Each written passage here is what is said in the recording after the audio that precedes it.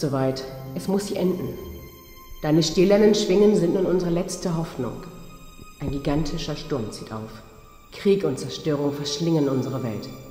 Und obwohl uns Galaxien trennen, sind wir in Gedanken bei dir. Sturmwind, diese Nachricht geht an alle Verbliebenen.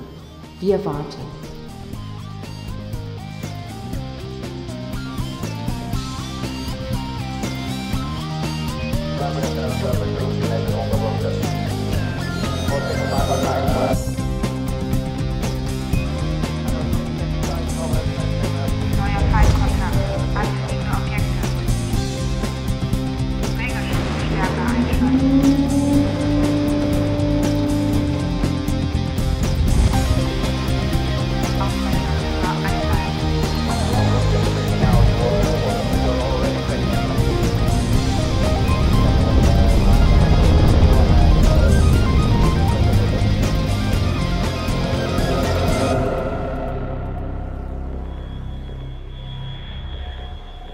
Believe it or not, but Stormwind began its life as an Atari Jaguar CD game back in 1997. It was known as Native.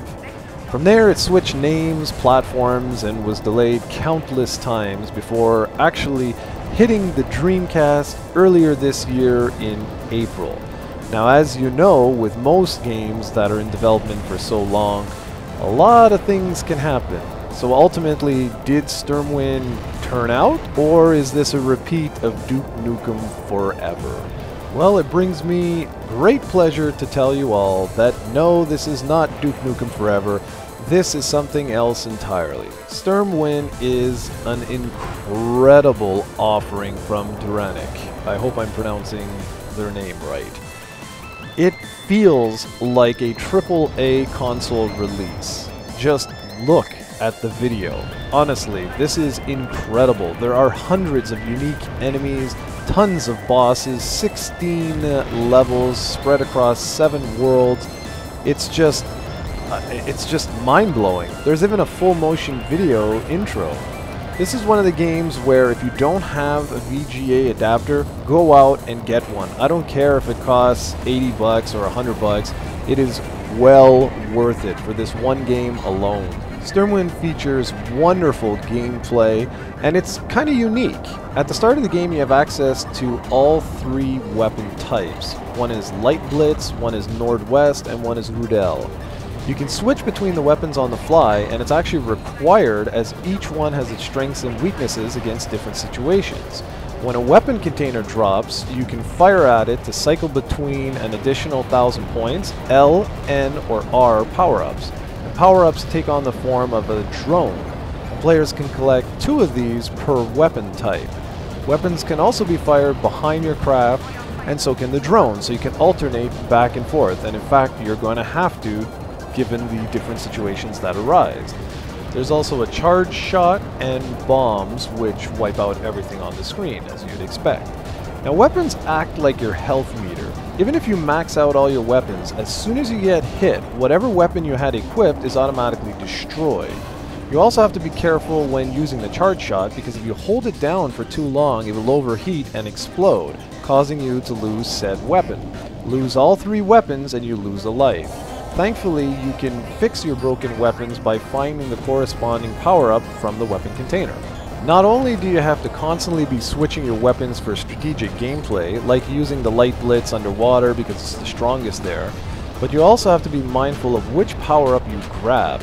Let's say a weapon container drops and you fire it until it switches to N, but your craft is still using Light Blitz. If you don't switch to Nordwest, you'll have wasted that power-up, and it takes some serious getting used to with all this switching and back and forth and everything like that. But once you get a hang of it, the system adds an entirely unique layer of strategy and quick thinking to the game.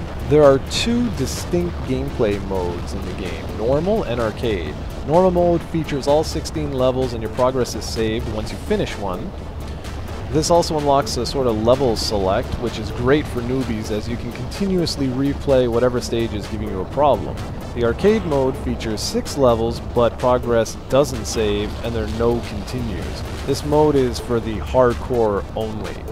Modern touches like achievements really help flesh out the overall package. and most of the achievements will keep you coming back for months because some of them are extremely challenging. Hell, there's even online leaderboards, although it's not built directly into the game. Instead, the way this works is, once you get your highest score, you'll get an alphanumeric code, which you can then go to Tyrannic's website, enter it in, and see where you sort of match up on the online leaderboards. There's an incredible amount of content in this game. Unless you're a shmup guru, this game will keep you busy for weeks and weeks. From the 2 different modes, 3 difficulty levels, to the sheer size of the game, there's literally always something to do here. Add in the achievements and global leaderboards, and seriously, you'll be one of these guys like, yeah, you know, I'm gonna play for just another hour, and before you know it, 6 or 7 hours have already passed. While I already talked about the visual presentation, I just wanted to quickly mention that the audio is equally as impressive. It's really got some upbeat tracks, and you're going to be shaking your leg to this one for sure. And finally, the last thing I wanted to mention just about the game itself, something rather unique, is the fact that it uses the SD card adapter, and I believe it is the first commercially available Dreamcast game to do so. Now, I don't have the SD card adapter, so I couldn't test this out, but I've heard that it's to save high scores, replays, and eventually for different add-ons to the game. About the only negative thing I can say about Stormwind is the fact that there isn't a 2-player co-op mode. Oh, that would have ruled. And also the fact that when there's dozens of enemies on the screens, explosions everywhere, bullets all over the place, it can be a little hard to see what is basically interactive in the environment. In other words, are you going to slam into a wall? Now that is a very minor complaint, considering the game actually highlights these various objects that are interactive. So for most of this game, it's basically pure skill based. Now, I just want to say that I am a huge fan of what I call gimmick shmups. In other words, shmups that try to do something a little bit different. And Stormwind really is one of the best shoot-em-ups I have ever played, Dreamcast or any other system. It is one of the best games of 2013 and my favorite indie release of all time. If you own a Dreamcast, you absolutely must play this game. It really is that good. For the full written review, hit up ProjectCoe.com.